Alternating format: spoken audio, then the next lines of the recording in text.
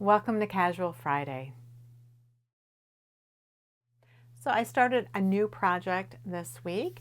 I saw a few things in knitting news this week that I thought you might find interesting. And then I want to demonstrate my two different knitting styles. I mentioned a month or so ago that I would see if I could find a way to do that so that you could really get a look at how I actually do this rather than trying to do it from the overhead camera, which is how I demonstrate knitting techniques on my Technique Tuesday videos. I tend to use my Continental method for that, and even then it's not completely exactly how I knit because I have to have my hands out in order for the overhead camera to do it. And there's no way for me to really demonstrate the throwing method that I actually use in real life. I sometimes will do some throwing on camera and it tends to look pretty awkward because that's not the way that I normally throw. So I thought I'd show you that today. Then I want to talk a little bit about the evolution of my knitting style and how I went from knitting on long straights and throwing all the way up to mostly knitting on circular needles and in Continental, and how the tools that I use for each of those is very much related to my personality, and that how all of that combined can answer another question that I was asked in the comments a couple of weeks ago. I had mentioned in one of my videos, oh, I don't like the two circs method, and I didn't explain why, and somebody asked why that was. So I think all of this today will sort of inform you about why my preferences are very specific to me and why your preferences are probably specific to you. Last week I was talking about some mitten books that I had found out about. They were written by Robin Hanson. One of them was co-authored with her by another woman. And these mittens, these books of mitten patterns, are traditional in the northeastern United States and sort of the southeastern coast of Canada. So Nova Scotia, New Brunswick, Newfoundland, and then Maine, and that sort of area of the country. And they were traditional knitting patterns and that were specific to North America, which I found really interesting. And I told the story about the one I just saw in the book, the Chipman block mittens. So I started knitting those this past week. I have one of the mittens finished, and you can see it kind of looks like it's plaid, but it's not. And then here's the thumb. And I'd mentioned that what was so interesting about this book was that the thumb gussets, the thumb increases are really different from what I've seen anywhere else. And somebody asked in the comments, well, how are they different? Most mitten patterns that I have seen will do the thumb in a couple of different ways. One might be there's a peasant thumb. So you have the same number of stitches for the hand all the way up to where you start decreasing for the top. And then you just there's a slit here where the thumb comes out of it. So that's called a peasant thumb.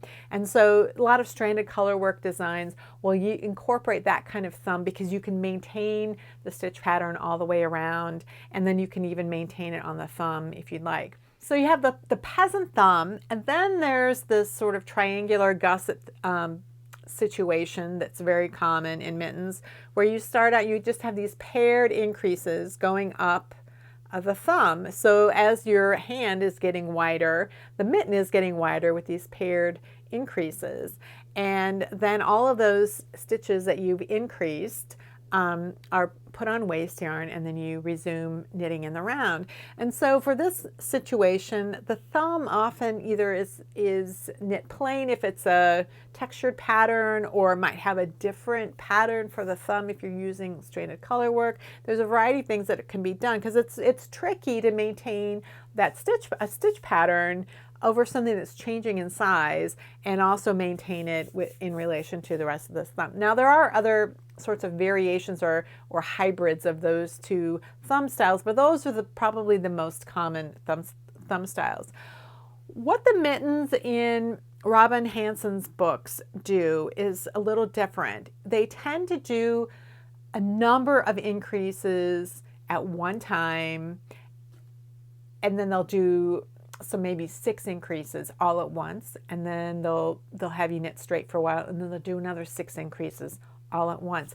And those increases are done while maintaining the stitch pattern. So you might have a repeat of 6 stitches. So by increasing 6 stitches at one time, you're increasing by a full repeat.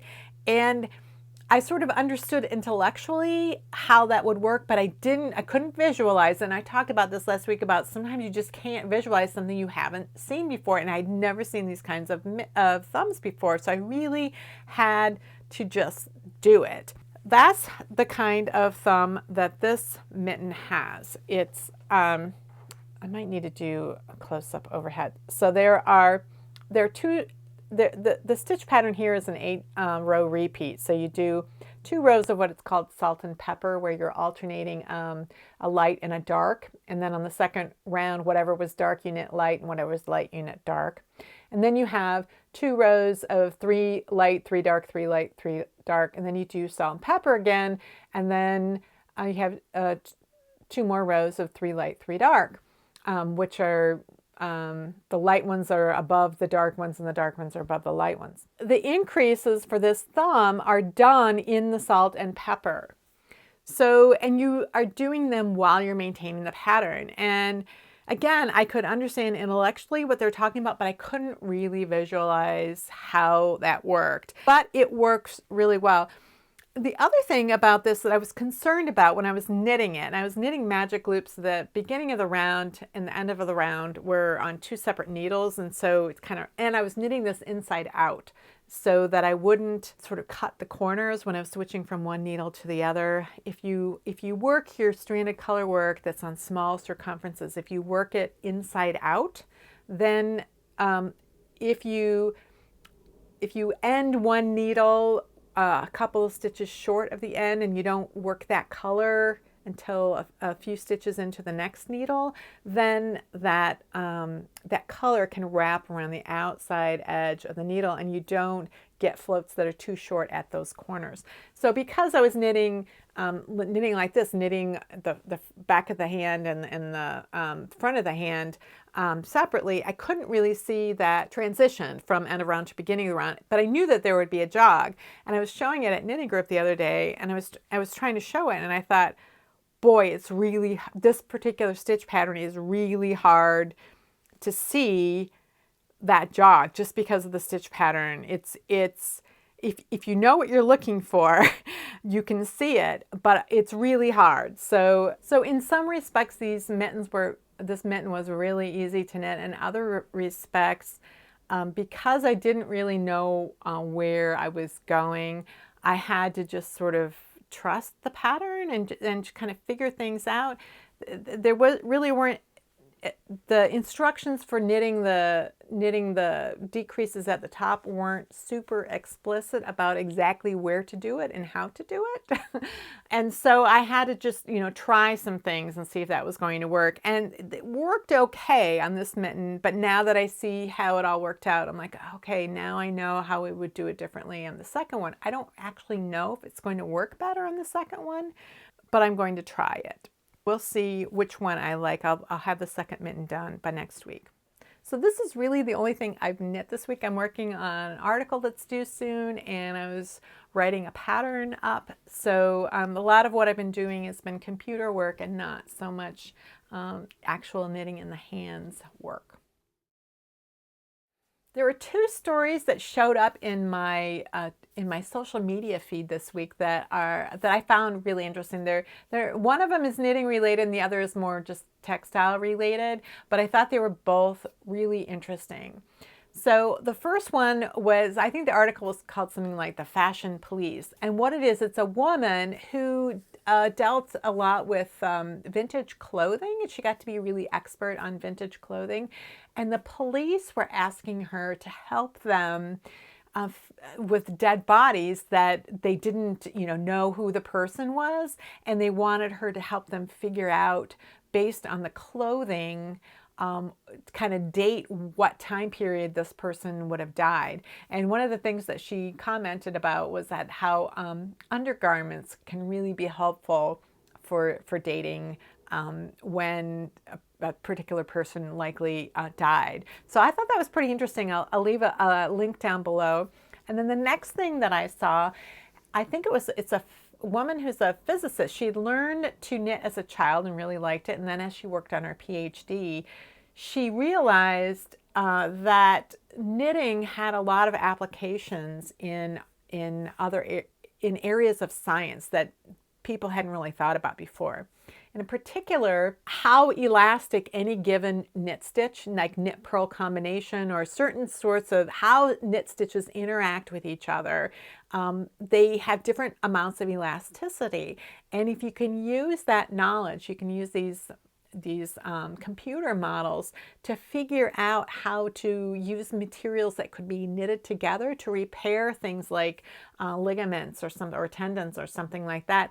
And based on a specific person and maybe the range of motion that that person needs, so the amount of stretch that you need to have that ligament be able to make, that they're working on using knitting in order to figure those things out. So I thought that was interesting. So I'll leave a link down below for that as well. Okay, so I have this needle right here is anchored down at the junction of my hip and thigh. And this needle is held out to just parallel to the floor. I'm mounting the left needle onto the right needle. I'm holding the right needle, but I'm not really maneuvering it other than to maybe point it this way or that way. I don't stick it through the stitch. I stick the stitch onto the needle. And then I knit it. So I'm keeping the needles perpendicular to each other as I wrap. I just keep checking the monitor to make sure I'm in frame. This I do, and you notice I don't have the yarn tension around my fingers. I never figured out how to do that. But I do have it tensioned in my hand here. So I keep it kind of between my pinky and my palm so that there's tension on it when I'm entering a stitch. And then I don't always know exactly what I'm doing. So I've grabbed it with my hands here, and then I'm using these fingers to guide it around, and then I grasp it back against my palm when I'm completing a stitch. Purling looks essentially the same. The movement is exactly the same. And that's one of the things I always liked about this method, is that the movements were exactly the same whether I was knitting or purling. I didn't have to hold my hands any differently. Once the yarn was moved to the front to purl, it was exactly the same as when I was knitting. So I'll show you switching back and forth. So here's a knit. Let's knit a couple of stitches. And then I bring the yarn to the front, as you do for purling, and then I just purl. And I have to move the yarn to the back.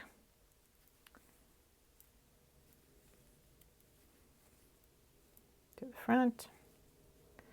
So that's the one thing about throwing, is that you have to move the yarn position. You're using the same movement, or I am anyway. I'm using the same movement I would use to work a stitch, just to move the yarn to the front or to the back.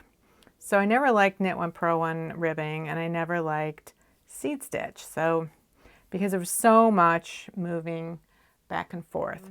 Let's see, I'll do one more row of ribbing, and then I'll show you, I'll go get a cable needle and I'll show you. Let's see, I'm going to, let me do a span of stitches that will be set up for a cable. 1, 2, 3. That's got split. So the other thing that's happening is, I'm just constantly moving these stitches along with this left hand. The left hand's job is to mount the stitches onto the needle and to push these stitches along. I think I did too many. 2, 4, 6. So it's probably, well, I know it's not the most efficient method, but it's very comfortable. It produces very even knitting.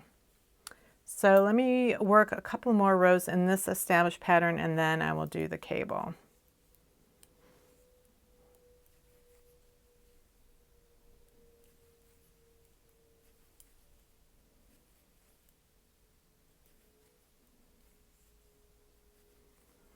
Keeping the needles perpendicular to each other, I think really helps for getting really good tension, rather than having the needles end up doing this business. Just keeping them perpendicular, and it's kind of like a sewing machine. I'm not really maneuvering the needles much, as except to move them, the left needle up and down as I knit. So this is the type of cable needle I've always preferred knitting. I think it's a 4-inch double-pointed needle. When I lived in England and New Zealand, it was very easy to get these as cable needles. You usually got one this size and maybe one that was a little thicker. And then here in the United States, I always had trouble with that. And then I discovered that you could get a set of glove needles. So I think I bought a set of 5 4-inch glove needles in probably a size 2.5 or something like that. They're Addy, and the shop I worked at just ordered them for me, and then they came in, you know, within a week. So that was really nice. So this is always the sort of cable needle I prefer using. Okay, so let's say here's 6 stitches. Let's say I'm going to be working a 6-stitch cable. So what I would always do is just put these 3 stitches on the needle, and then if I was going to cross in front, I would bring it here, and then I would just keep both of the needles parallel to each other, and then I would just, at this point I could, you know, I'm kind of holding both of them in place. I can just knit off the back one,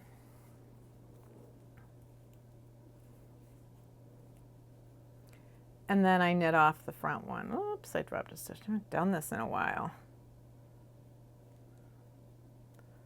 And then I would just knit off the front one. I am rusty at this. I haven't done this in a while.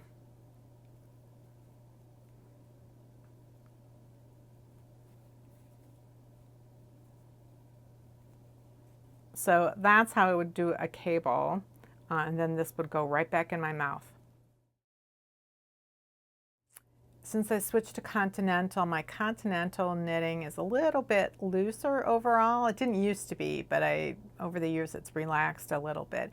So these days, if I was going to knit something on a straight needle using a size 5, if I were going to knit it on a circular needle, I'd probably go down a needle size. So I'd go down to a 4 instead in order to match the gauge that I could get with the straights. I'm going to knit off of the straight needle onto the circular, and it's the same size. They're both Signature Needle Arts. This is a circular and this is a straight needle. So I wrap the yarn around one pinky underneath and then over my index finger like that. And I do not hold the needles like this. I hold this needle kind of in my hand. This index finger is extended, and this needle is basically, I've got leverage between my fingers and my palm to hold this needle in place. Now, because of the way that I knit on straight needles by mounting it, I never really learned to pick. I do the same thing. I don't really insert. I keep this hand very still, and I still tend to mount stitches. And I use a little bit more wrist action here, and then I take this finger to anchor the yarn against there, because when this index finger is extended and you have this much distance, you tend to need to anchor the yarn in some way, otherwise it's hard to get it through. If you have your finger very close, then you can pick it. But again, I've never been one to manipulate my right hand needle. I manipulate the left hand one. So, and just the way I hold the needles, it's more natural for me to keep this finger extended and mount the stitches just like I would.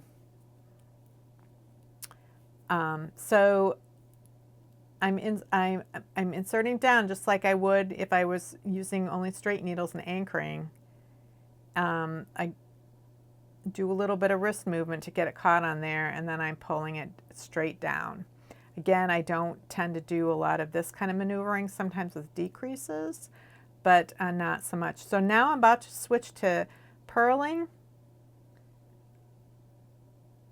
As I take that stitch off, I just kind of move forward, and again, I'm doing this perpendicular thing. My wrist rocks a little bit. Again, I'm anchoring it to come down. So my movements for my purling are very similar to my movements for my knitting, just like they were when I anchored my long straight needle. Now I'm back to knitting.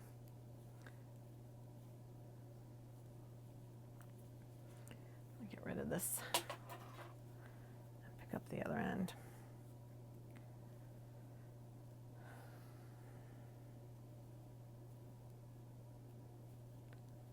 So what I really like, because it's so easy for me to switch between my knits and my purls, because the yarn is already over to the left, I don't have to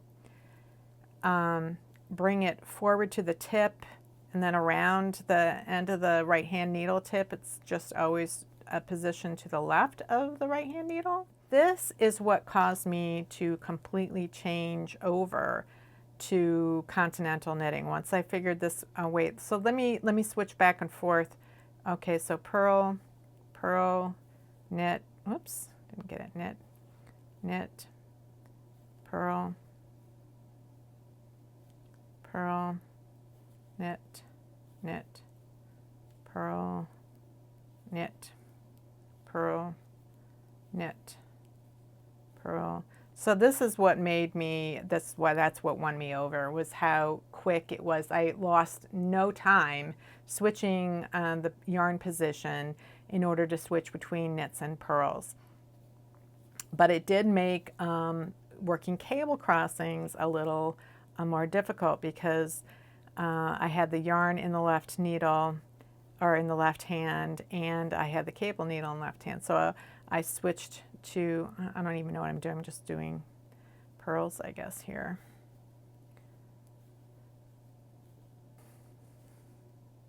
So this is probably very close to what you see when I'm demonstrating overhead. But usually when I'm like right now I have my elbows up against my body, where if I was demonstrating with the camera overhead, I'd probably be out extended a little bit. So sometimes it's a little more awkward for me than when I can just have my hands right here next to me. Okay, so you've seen my two different knitting styles. I was a thrower for more than 2 decades, and I always used 14-inch straight needles. I never used shorter needles because that would change the position of my hands while I was knitting because of that anchoring. So I always used those 14-inch straights. There were really no exceptions. So once I bought a set of needles in any given size, I really didn't need to buy another set of them in a different length because I only used 14-inch needles. Now that didn't mean that I didn't have extra sets of the same size. A lot of times I would go to the yarn shop not knowing what I was going to be knitting. I don't know what I want to knit. I want to start a new project. Or I would think, oh, I want to knit a baby gift for somebody. I don't know what I want to knit. And so I'd go pick out a pattern, then get the yarn for it, and then see what needles it called for. And maybe I could remember whether or not I had that needle size, but often I couldn't. So I'd just buy them to be safe so that I wouldn't have to go back to the yarn shop after I got home. So, but that was something I was used to, always using the same needle size. In that whole 2 decades that I was knitting with those straight needles, I was always knitting flat. I was always knitting sweaters. Those sweaters were knit in pieces and then seamed. I didn't knit in the round. Occasionally I would need a circular needle in order to pick up stitches, say for a cardigan or something for the button band, and I would need a circular. I think I probably knit a couple of baby sweaters where I had to use double pointed needles maybe for the sleeves, and maybe it was a cardigan, so that was all knit in one piece, and then the sleeves were knit on double points. And I always found those kind of awkward to knit, both with circular needles and with double points, because just like a short straight would cause me to have to move my hands down lower, so did circular needles and double points. Now I just didn't knit those things very often, and a lot of times I just stayed away from anything that had to be knit in the round, because it wasn't comfortable for me. So between 2000 2005, I was kind of on this knitting hiatus where I knit very, very occasionally, always from stash, usually a very small gift, a baby hat or something like that.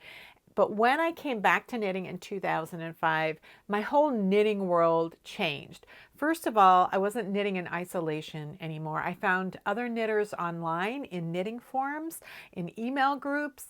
I started knitting other types of projects. Oh, I also found Stitch and Bitch groups so that I had knitters in real life that I could meet and talk with and see how they knit. Because my method of knitting on those long straight needles, I always thought of as funny and not correct, even though I was getting very, very good results and my tension was perfect. I didn't think I knit correctly.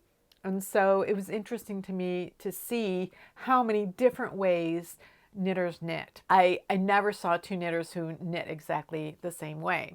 So all of that was happening. And then the other thing was happening is I started the Master Hand Knitting program, and I became aware of how to learn about knitting and what there was to learn about knitting. So I really started exploring other knitting styles and other methods of working techniques, and also working other types of projects and in a wider range of needle sizes than I had before. I'd always kind of stayed in a certain range, and I extended that to be smaller and also larger. And I was just learning an incredible amount. But one thing I could not overcome was how to knit in the round and maintain the knitting style I'd been using. I tried a variety. I tried changing the way that I threw the yarn. I tried tensioning the yarn around my right hand. I had never been able to do that. I showed you how I was tensioning it kind of at the crease of my palm. I couldn't change the way that I couldn't flick it around. I couldn't hold the needles up. That muscle memory for that method of knitting was ingrained so deeply, I couldn't change it. So what I decided to do instead, because I had done some two-color knitting and I had learned to drape the yarn over my left index finger in order to do two-color knitting, I thought I'm just going to work a little harder on continental knitting for when I want to work in the round. And I couldn't purl to save my life in continental, but I gradually got the hang of the knit stitch. So for 4 years, until I found my method of purling, I would choose my knitting style based on the project. If the project was knit in the round, I would knit continental.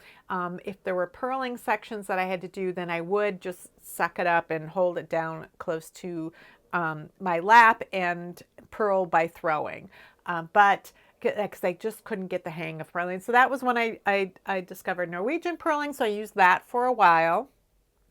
If I was knitting and purling if I was working a project in the round that required knits and purls, then I would use the Norwegian purl.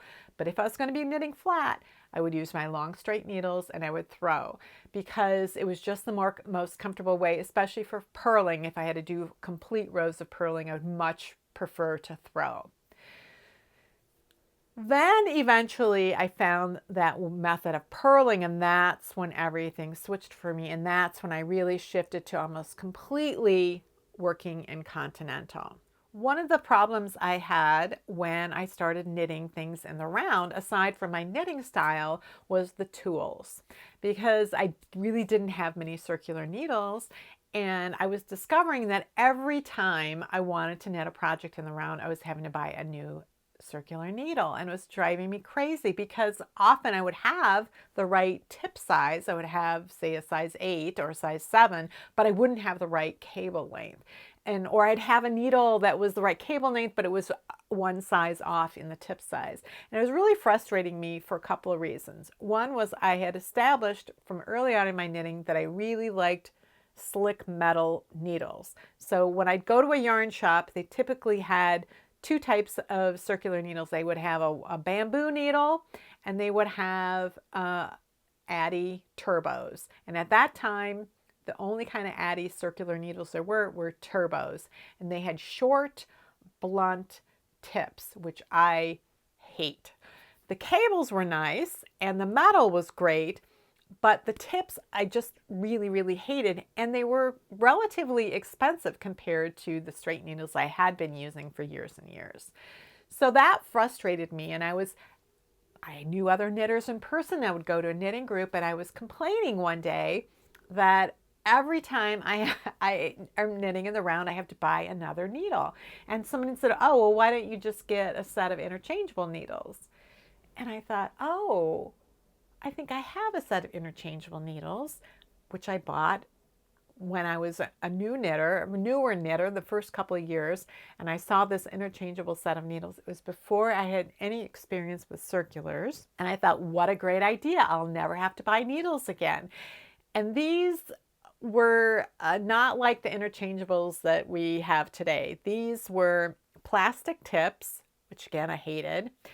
The cables were very thick and pretty stiff, and they forced me to have my hands down so low. So I never used them. I hated them. I resented the fact that I'd spent money on them. So when someone said, well, why don't you just get a set of interchangeables?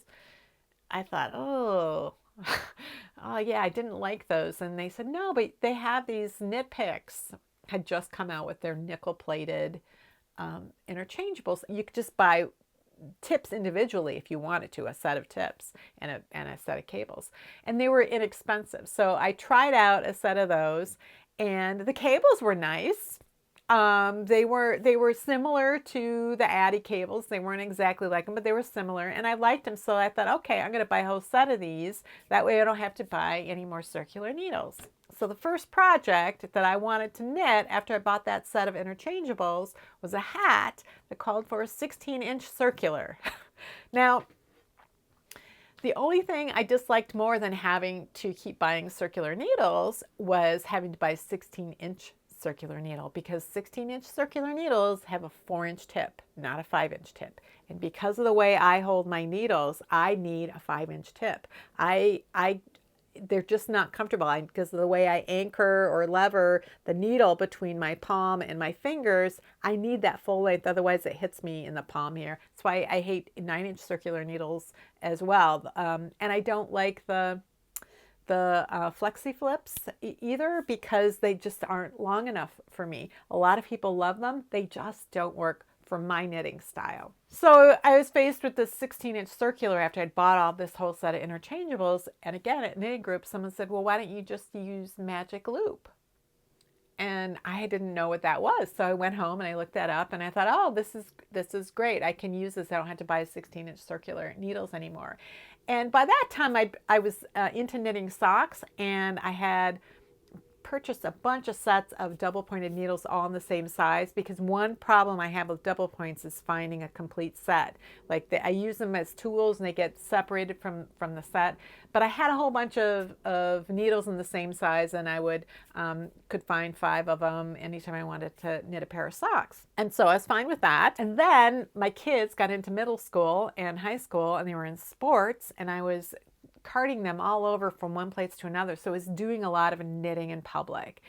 And if I dropped a double pointed needle while I was in the swimming bleachers or at the figure skating rink, it would go bouncing down the bleachers, and I have to go retrieve it. So I thought, oh, I should use magic loop to do socks, and then I won't lose my needle. And so then I was really hooked on magic loop, because I became a really prolific sock knitter at that time. So I was sold on magic loop. And it was sometime after I had learned magic loop that I'd even, I think, heard of the 2 circulars method. By then I knew magic loop, and then at some point, Ravelry probably came on the scene shortly thereafter, and there would often be these discussions. Someone would want to know, well, which is better, or which should I start with? Should I do 2 circs, or should I do magic loop? And there would always be, half the people would say magic loop is better, and half the people would say 2 circulars is better. And it seemed to me that it was divided on the lines of, what did you learn first? And so for a long time I thought, well, I had learned magic loop first, and so when I learned the 2 circulars method, my muscle memory once again was interfering with me adjusting to the two circulars method. But on the other hand, I was thinking, why would I buy 2 needles when I could buy 1? That was something I didn't understand, because what I saw was with circular needles, just like with my straight needles, I really only needed 1 length of needle most of the time. A 32-inch circular was good for me, and I could do anything with it. And so I had my interchangeable set of knit picks, and sometimes that kind of bugged me that they were interchangeable and not a fixed length, because if the tips kind of unscrewed a little bit, then I'd have to find a key and I'd have to tighten it up again. And over time, I bought these signature needle arts. I'd had the signature straight needles when those first came out, and I was still using straight needles a lot. I bought a set of those. I loved them. And then gradually, when I switched over to Continental knitting and then Signature came out with the circular needles, I bought those. So the Signature needles are always my first preference for the needles that I'm going to use. And then if I can't find it, or if I don't have it in the right size, because the Signatures come from, like, I think I have them in a 3 up to maybe an 8 in the circulars. So anything smaller than that or anything bigger than that, I need to use my Knit Picks needles. So I always look from the Signature. If I can't find it, then I use my Knit Picks needles. And it's always been fine for me. And but it wasn't a really great way to do 2 circulars. In order to do the 2 circs method, I would have to create 2 separate circular needles, each with 1 tip that was right size, and then the other tip would be, say, a smaller size, which meant those smaller tips were then not available to use in another project. And as we all know about me, I often have a number of UFOs. But for me, it really made sense to have 2 sets of needles in any given size, because then I could have 2 different projects using those needles. But I didn't want to tie up both of my needles in a small circular project. It didn't make sense to me. I just didn't understand it, and I just didn't like it. So maybe 5 or 6 years ago, I was going to teach a class on small circumference knitting without using double points. And so my goal was to teach a magic loop, traveling loop, and the 2 circulars method. And I didn't want to project my own preference onto my students, but I really was trying to find out what the advantages were of the 2 circular needles. I knew that a lot of people had said, well, you can really use any length. You don't have to have a super long needle.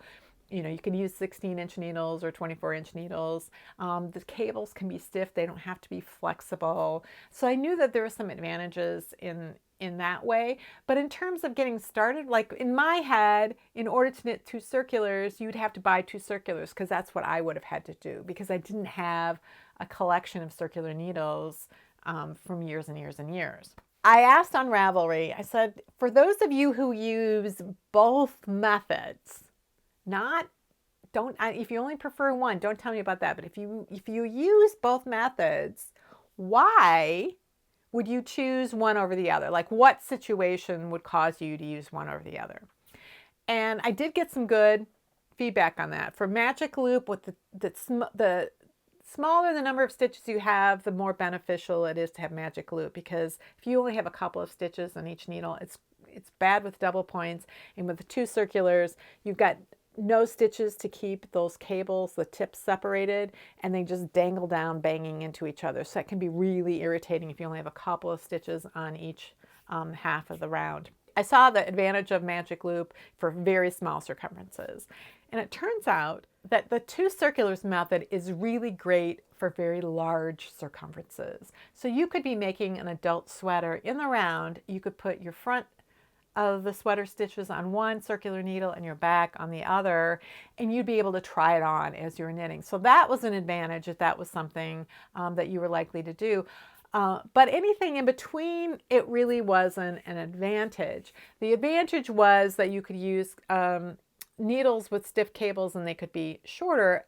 But that, again, in my head, why would you do that if you could buy one longer circular? So it just finally occurred to me in this past week, as I've been thinking about this, that I had a preference when knitting flat for having these long, straight needles. But many, many other knitters who knit flat would always preferred to use circular needles because they would say the cable is circular would hold the weight. They could just, the weight of the item would fall in their lap. I hadn't understood that before, and it just didn't occur to me that people would have had these huge collections of circular needles. But if you did and you were used to knitting in the round and you really like circular needles, whether you're knitting flat or in the round, then it would make sense that if you were going to start a small circular project, you would just find whatever needles you could find first. So if you found 2 short circular needles, you would use those first. But if you found 1 long circular needle, oh, you'd use that and do magic loop.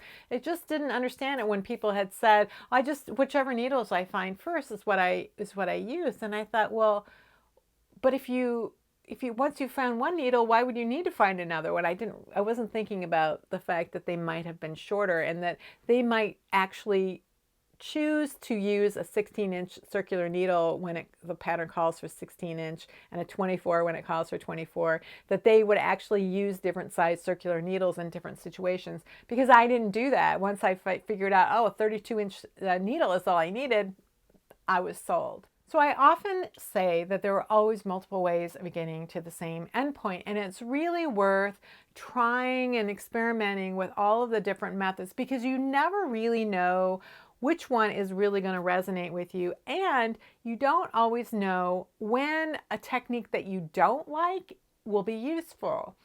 So I do use the 2 circulars method sometimes when I'm knitting something that's very large, maybe a circular blanket that starts in the center out. I've used it for that. And I've used it sometimes even for socks when I have an instep that has to all be kept on 1 needle while I'm working the gussets. And working magic loop doesn't work as well for me in that situations when I would normally bisect the instep and have 1 gusset and half the instep. If I can't do that, which is what I normally would do with magic loop, then I might use the 2 circulars method. But it really depends on the very specific situation and the project, combined with my knitting style and my tendency, my overall tendency to want to minimize the number of tools that I own and try to make one tool as useful as I can in multiple situations. Not everyone is like that. Some people are really going to have a preference for having a specific circular needle size for different circumference items, where I don't have that preference. So to me, it's an interesting combination to see how every knitter's own personality and knitting style and the sorts of projects that they select, how all of that is also influenced by the tools that they prefer. So I really do think that even if you're really sold on a specific way of knitting or working a technique in a specific way, it's really worth trying out other methods, because you never know when you're going to find something that you like better, or if you're going to find something that you don't really like, but you can see how it might be useful in a situation somewhere down the road. Because often I find that when I have a choice of techniques, the technique that I like the least often is the most useful in some very specific circumstances. Well, that's it for this week's Casual Friday. If you have any comments or questions about today's video, or suggestions for videos you'd like to see in the future, you can leave those down in the comments below, or join the discussion in my Ravelry group, Rocks. Thanks for watching, and I'll see you next week.